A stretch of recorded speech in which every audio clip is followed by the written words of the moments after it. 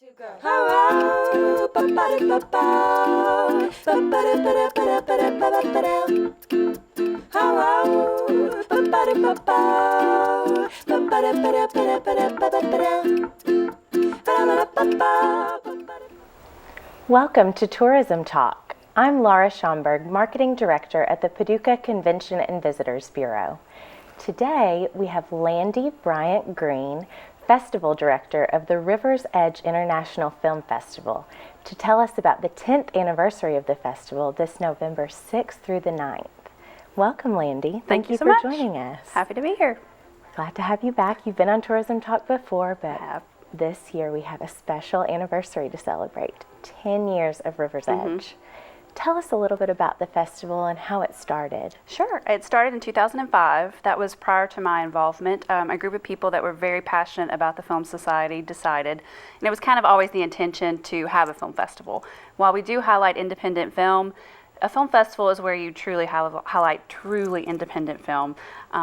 People that spend very minimal money on what they're producing. This is how they get their films out there. This is how they find distribution. This is how they get recognition for what they're doing. So we are in our 10th year. I have been with the festival since 2008. So it's been a long process. Every year's been a little different. We've changed from August to November 2 or 3 years ago. I'll have to really think about that. But it's been nice. We wanted to accommodate film schools and do it a little later in the year, and it's worked out really well. That is awesome. November is a beautiful time to visit. It is. It's a great time to come downtown, and the festival centers around the river. You're also the director of Maiden Alley Cinema, which is the host venue. This year, there is a new venue on the circuit. So tell us a little bit about the venues for the films and how that kind of works. Sure. Well, we've got Maiden Alley Cinema is kind of the headquarters. That's where you can pick up your passes and programs and get T-shirts and swag all throughout the weekend. And we have films showing there as well. We use Market House Studio Theater, which is right beside Kirchhoff's. We've used that every year. And every few years we've used the big Market House Theater, and Michael has been gracious enough to let us use that space again, which is fantastic. And we are adding the National Quilt Museum, a classroom in that space, which I'm very excited about. Frank was gung-ho right when I talked to him about it. We're going to have limited hours in that space, but I think it's going to be great to get some of our visitors over that way. And you know, we are Quilt City USA, so it's really cool to get them involved. So basically, people can get an all-access weekend pass for $50. You can get that on the website right now. That gains you access to the after parties, all the films. We're going to have a filmmaker breakfast, all kinds of cool stuff. And so that's the best way to go, I think. But you can also go to 2-hour blocks of films for $5. So you can pick and choose what you'd like to see. And currently, all the films with a synopsis are listed on the website. So people can go peruse and see what they'd like to see. And we've got lots of great things. We had about 200 submissions this year, and we narrowed it down to 38 films that we're going to highlight. Wow. So that is awesome. So what do we have to look forward to? Are there any trends this year in the films, or any? I mean, I think there's a wide range of films here that maybe people don't know what to expect. Right. Well, one of the things I'm really excited about too is our opening night, which is Thursday the 6th, and that's free. That's really a chance for people to come out and pick up a program. We're gonna have food and drink. Talk to people, meet the jury, and we're going to be highlighting a locally made film this year, The Dooms Chapel Horror, which was shot in the area, has a lot of local actors. It's not in competition because John Holt directed it and he works at Maiden Alley, but we really wanted to highlight it. And so we're expecting a packed house that night, and that's really exciting. We've got another local film, The Gunmen of Soldier Creek, which was Austin Matting, and we made it very, very clear that we weren't going to show any bias or be partial to people that were local or people that we knew, and we judged it, strictly on its merit, and it was a very great film. There are other people that were from the region that didn't get in, so we really don't like to show favoritism in that way. We like to really judge it based on the criteria that we think. It's art, it's subjective, everybody's not going to like the same thing, but we are highlighting. Those two films are really exciting. We've got films from all over the world, some foreign language films. We've got some documentaries. There's one about pottery that made me think of like Michael Terra. There is, what else? I've been so close to these films for so long. It's kind of like I forget what all the different bylines. There's some animation. There's actually a film called Jingle Bell Rocks. It's a documentary about this guy who's kind of got an obsessive need to collect vintage Christmas music on vinyl. And a lot of them are crazy bands that you would never think made a Christmas album. Like, he seeks them out. And it actually got picked up by Oscilloscope, which is a really pretty well-known distribution company, after it got accepted. So that's kind of a big deal for him. But he's still going to come, and he's actually coming to the film festival. So I'm really excited about that one too. I'm excited about all of them. Yeah. But yeah, those are a few that stand out for me. Obviously, there's a wide range. There is. For every interest. There's is. something. There is for something for everyone. everybody. Yes, and you mentioned on the website, definitely check out riversedgefilmfestival.org. .com.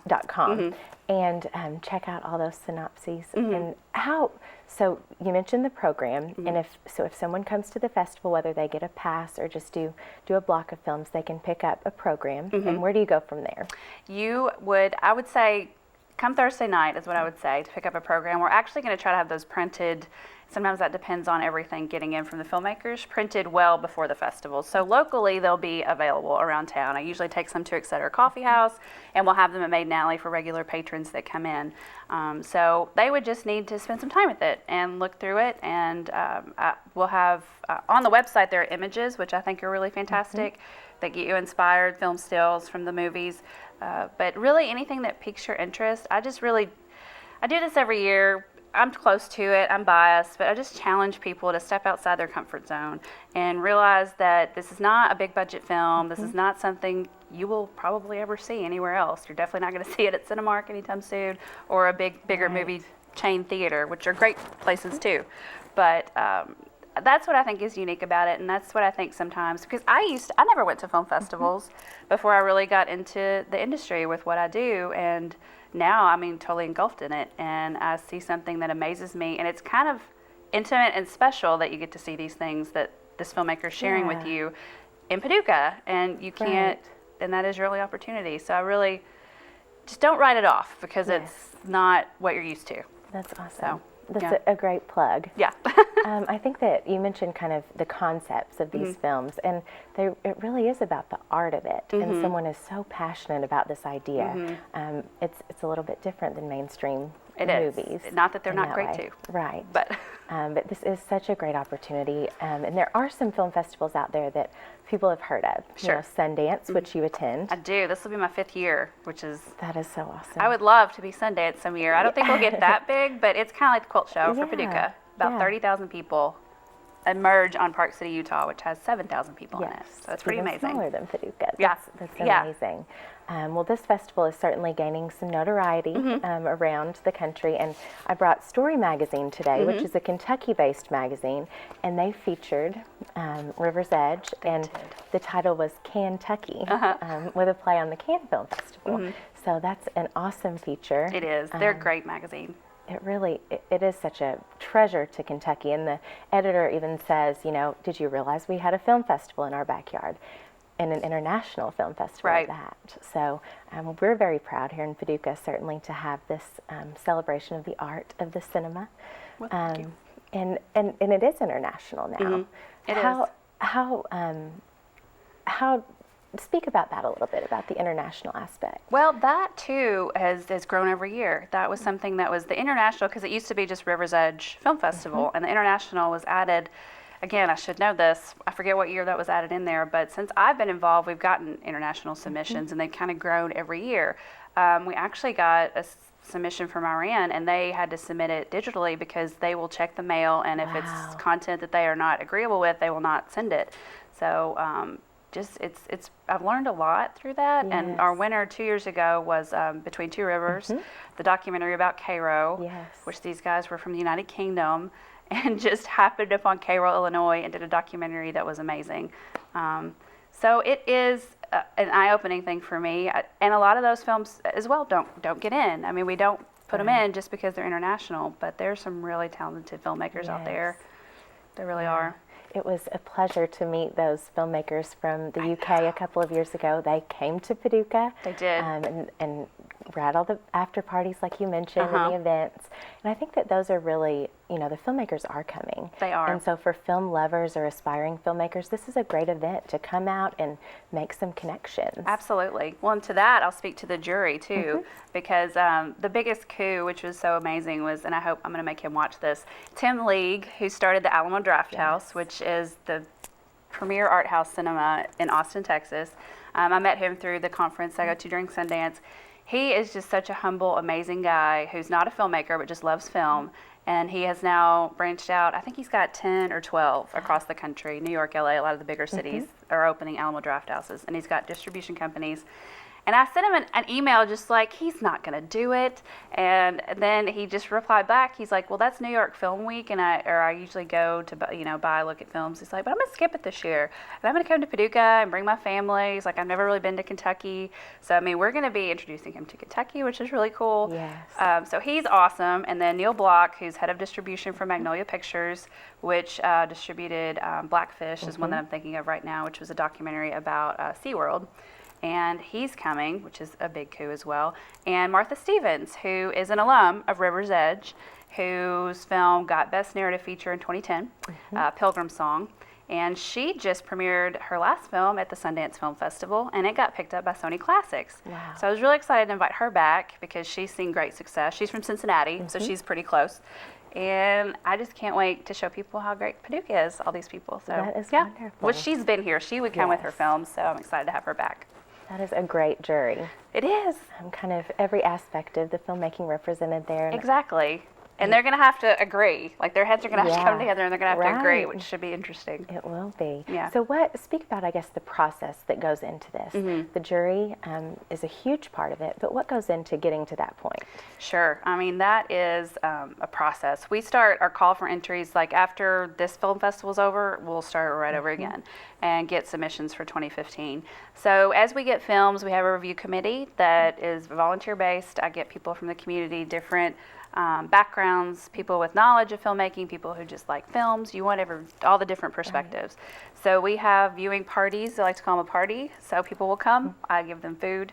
And we try to make it an enjoyable experience. But I have a rubric that's got 10 different, I mean, it's a big, arduous process. I mean, there's a breakdown of every little thing. And some films are immediately, the technical aspects aren't there. When you get down to the story and the plot and things like that, that can be subjective. So we just try to get a lot of different perspectives in there. But there is a science to it, but there's also just a gut feeling to it.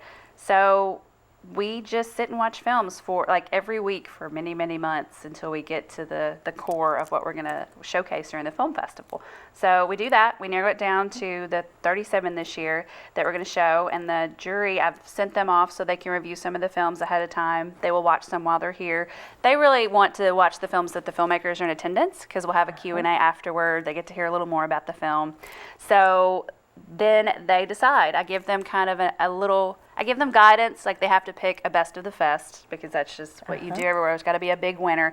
And then there are the different categories that I kind of leave up to them, like whatever inspires them or whatever they think deserves an award, go for it. So it's really kind of open-ended in that way because every year we have different numbers of things, like because we accept narrative and short short, narrative, and feature-length documentaries and experimental and animation. So there's lots of different categories, but sometimes we'll have 2 in one and 20 in the other. So you really don't want to give in those different categories. You just want to give what deserves recognition. So Well, that'll be interesting to see what they pick. it will. I'm always excited, and I'm always hopeful that the filmmakers will happen to be here. Right. They sometimes are, sometimes they Right. aren't. So. That adds a lot to it, Yeah. for sure. So when will the Best of the Fest be shown and those awards be given out? Sure. Saturday night, 6th, 7th, that'd be the 8th. Is that right? Yeah. The 8th at 7 o'clock at Maiden Alley, we will give the awards. We won't really show anything during that time. We'll just give all the awards, and the jury will have a chance to talk about their decision-making process and how they came to their conclusions. And then we will have an after party, which is always a lot of fun. We get to celebrate with Uh-huh. filmmakers at Shandy's on the second floor. We're going to have the Dirt Daubers and the Hoot and Hollers are going to play that. Had them play before, so we're happy to have them back because Dirt Daubers are a Paducah band that we all love. And so that'll be a good time. Yeah. That's great. It's a great chance to see some good music as well as good film. Absolutely. That's Well, awesome. and then on Sunday at 5, we will highlight some of the winners. It just depends on who the winners are and the time we have allotted. Right, So, right. yeah. What are some of the other special events that kind of add to the weekend besides just the film screening? Sure. Friday morning we are doing, it's invite only, but I want to tell people about it because Yeah. I'm really excited. We wanted to include a lot of people in the community to meet the filmmakers, and the Chamber was gracious enough to partner with us, and we're going to do a breakfast with the filmmakers and several people in the community on Friday morning. But then on Saturday morning we've got an event that everybody's welcome to. Open to the public. You can come meet and greet, talk to people that come to the festival, just talk about the weekend, talk about the films you love, and that'll be at Kirchhoff's. So that'll be a lot of fun too. Very, very cool. Yeah. This is just a great experience for people interested in film and just, that enjoy a new cultural experience. Absolutely. Paducah, we were named a creative city last November, and certainly the River's Edge International Film Festival was a part of that application. And the things that are happening here are worth noting. Absolutely. Creativity is definitely being engaged in many ways through Absolutely. this weekend. Let's talk about what makes, you touched on this a little bit, but what makes the film festival different than a mainstream movie experience? Well, I fight this battle just at Maiden Alley in general. But Maiden Alley is a little different, which I'll talk about that because it's kind of a comparison because we're open all year long. Right. And we show what we call independent foreign films as well, but they'll still be bigger budget Hollywood independent films. They'll still have actors that you recognize, people you've seen in big blockbusters that like to, I think a lot of them you read interviews that they do and they want to hone their craft, so they'll do like an independent film that's a little more, has a different subject maybe than what they're traditionally doing. Like maybe they usually do romantic comedies and they want to challenge themselves, so they do something with a darker twist or something different, artsy, I guess. Oh, I hate that word. I can't believe I just said artsy. But it's still a challenge because you're not going to see a trailer on NBC, ABC, some big network. You're not going to see, you have to seek it out. It's not in your face the same way that a lot of things are. So it's really an education process. And I never want to make people think that, I think sometimes people think it's an elitist thing too, which I hate. I don't ever want to think people think it's something they wouldn't enjoy or is above their head or trying to be something that it's not. It's just a different kind of film. And it's one of those things too where I think, and I make jokes about like Clockwork Orange where they like pry the people's eyes open and make them watch things. Sometimes I'm like, I know you would enjoy this.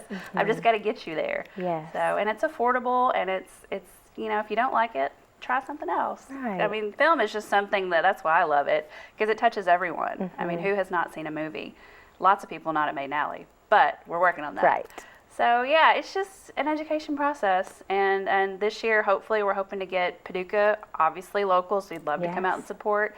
We're hoping to get tourists too that will help other local businesses downtown, that will patronize restaurants and shops, because that's important to us too. I mean, River's Edge is not a money-making venture for us. Everybody that does it, including myself, are volunteering. I mean, because it's a film festival is something that deserves a year-round staff, and we just don't have that, but it's important, so we do it. But I think it's just, I want it to be something that the whole community embraces and sees it as an important part of our culture here. Yeah, it definitely is. Yeah. And you mentioned the education aspect. I think back to a couple of years ago, River's Edge was featured by Paducah Life, and you did an awesome kind of Film Festival 101. Yes. And you had some definitions in there and that sort of thing. Give us a couple of those kind of terms that people may or may not be familiar with that might, they might get a better idea. Sure. I think when I say narrative, I think a lot of people are like, what is that? Because I kind of was too. Like we have narrative features and narrative shorts. A narrative just means, well, it'd be like a movie you see anywhere else. It's got a plot, it's got a storyline, and it's just a film that's not, it's fictional and based on whatever. And a feature length is going to be over an hour. A short is going to be under an hour. Usually a short can be from 5 to 55 minutes. A lot of the shorts that we have run the gamut. A lot are like 20 minutes or so. So I think that's a great way too to experience there's a couple of blocks that have 5 or 6 short films, and I love short films. Those are kind of my favorite because you see one, if you don't like it, you've paid $5 and you get to see the next one and see if you like that. So we've got those. We've got documentaries, which is basically just telling a true story about some event or an occurrence or something that's happened and shedding light on it. And documentaries are fantastic. They're some of my favorite films, and I wish we could show more. We just don't always get the best turnout, unless it's tied into something local or something specific. But there's so many great documentaries out there. So there's several of those, and that's the same thing, short or feature length. We've got experimental, which is an interesting genre because it's wide open. It's like moving art. It is up to interpretation of whoever does it. We've got one of the first ones on the list, alphabetical. It's A Silence at the Golden Gate, and it's from California. This guy did lots of imagery of the Golden Gate Bridge and some abstract imagery. It's not for everyone. It's really not. I mean, there's some that I've seen that I'm not a big fan of, but it's just something different, and we like to showcase those as well. And animation, I think a lot of people are familiar, obviously, with cartoons and things of that nature. But a couple that we got this year are actually done with stop motion. Basically you move something like a quarter of an inch, take a shot, a little bit more. I mean, it's a painstaking process. Yes. And we have a lady that does it every year who works with kids in a local school, and so that is always fun. I love to see what she's going to come up with. Right. So they use the construction paper in stop motion, and it's like 4 minutes. Right. And it's great. I mean, who doesn't have 4 minutes to spare to try something new? Yeah. And I think that's one of the ones that I did get to preview. It is. And it was, it's very creative. You definitely get kind of a perspective of the filmmaking process, I think. Absolutely. And making an idea reality. So that's a great synopsis of some of those genres that people can get a taste of. Tell us a little bit, you mentioned Maiden Alley Cinema, and that is a year-round venue for this sort of film and many other things. Yes. So give us kind of a rundown of Maiden Alley Cinema for those who have not yet visited. I would love to. Well, we do independent foreign film. I've been there 6 years, so we've changed programming just a little bit since I've been there to incorporate music at Mac, which has been really successful. We love doing live music. It's one of those venues that's not really meant for that, but we've acclimated and we've learned, and kind of we've acquired a new light set now. We've got Josh Coffey doing sound, who's fantastic. And we've done all different genres. We just had the Wheelhouse Roster CD release party, which was great. We highlight a lot of local musicians, but also touring acts, and so that's been a lot of fun. We do things like Faith in Film. It is our longest running series. It's sponsored by area churches. It is where we highlight a film, not necessarily blatantly in your face religious topics, but faith is so broad and it's non-denominational. Everybody's welcome, and then there's a discussion afterward. And we have great turnouts for that one. I think our next one coming up is Doubt. So that one is religious-based film, but it's a really great film. And Film Brews, another one of my favorites. It's a cult classic series. That's the third Thursday of every month. We just did Monty Python and the Holy Grail. So I always get different crowds for that. Trivia nights, rentals. We just had a wedding. We've shown UK games, TV shows. We do a lot of stuff, and we have an art gallery in the lobby. So that's another thing I would challenge people. Again, I'm biased, of course, but Maiden Alley is a pretty cool place, and we really try to do stuff that will reach a broad demographic and make it as affordable as we can, because we are a nonprofit. Yes. So a very diverse range of events there. You mentioned Music at Mac, which is one of my favorite series. I think it's a great venue for music. If people haven't checked it out, they definitely need to. They do. And there are some opportunities coming up.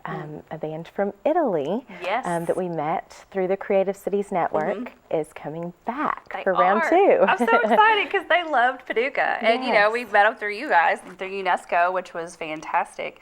And they speak good English, but a couple of them not the best. So it was just, but we didn't need that. And they were documenting the whole thing, which is really cool. I don't know if you've seen that, but it's so cool. And I'm just excited they wanted to come back. So that is October 30th, the day before Halloween. Yes, so that's the week before River's Edge Film Festival. So you can come down and get a preview of what Maiden Alley is.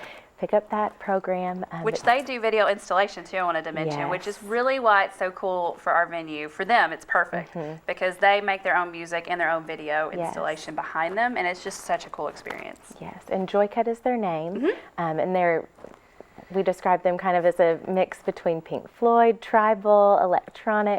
It's a bit of a different style than maybe people are used to, but they have a great message all about sustainability and nature, and their music was awesome. I think everyone loved it that was there last time. I was surprised because it's not my cup of tea all the time, but I loved it. So yeah, it was an awesome experience, and so great to see how UNESCO is bringing people together and helping deepen their network here in the United States.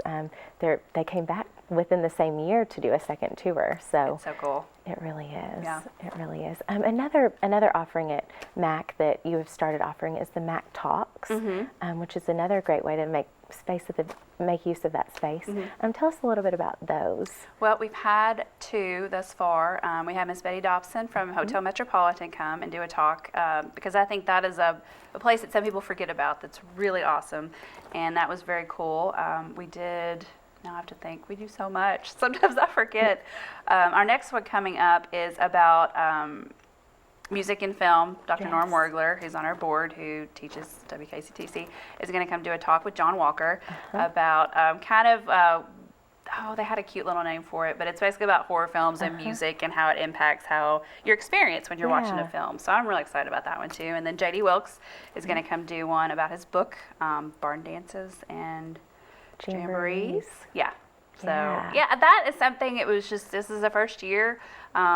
Wanted to try it, just see what happened, and so we've had good reception for it. It's just thinking of all the topics, and I want to get Nathan Blake Lynn from the library to come do one for sure. His scheduling, with music and everything was tough, but I'm going to get him next year. Yes, and he's part of the Wheelhouse Rousters. He is. Which they debuted their CD at They MAC. did. Which is such a great celebration of Paducah and our location with the river music and the collection of those songs by Mary Wheeler, Kentucky's Songcatcher, which is known actually from the film Songcatcher. Oh, okay. So that's a great venue as well. Anything else that you would say about the film festival before we go today? Come check it out. Oh, I did, biggest thing, we are giving free passes to any student that has a college ID. So you can come, if you're a student, you can come for free. So why would you not? Yeah. So high school or college. That is great. And you all did such a great job at reaching out to film schools around. So you're really trying to engage that younger demographic and give people the venue to show their film. Absolutely. We want to get them when they're first starting out. Yes. So we can say they were discovered at River's Edge. Yes, So, that's great. yeah. That's great. And Martha Stevens back this year, you Absolutely.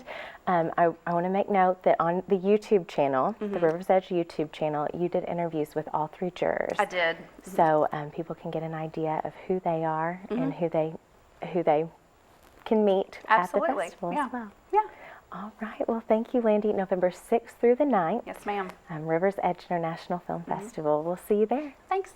Thank you. 1, 2, 1, 2, go. Hello, ba-ba-da-ba-ba. Ba-ba-da-ba-da-ba-da-ba-da-ba-da.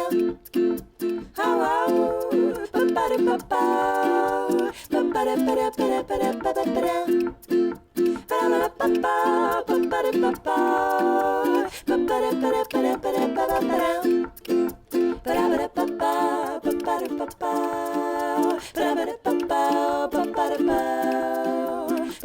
Ba-da-ba-da-ba-ba.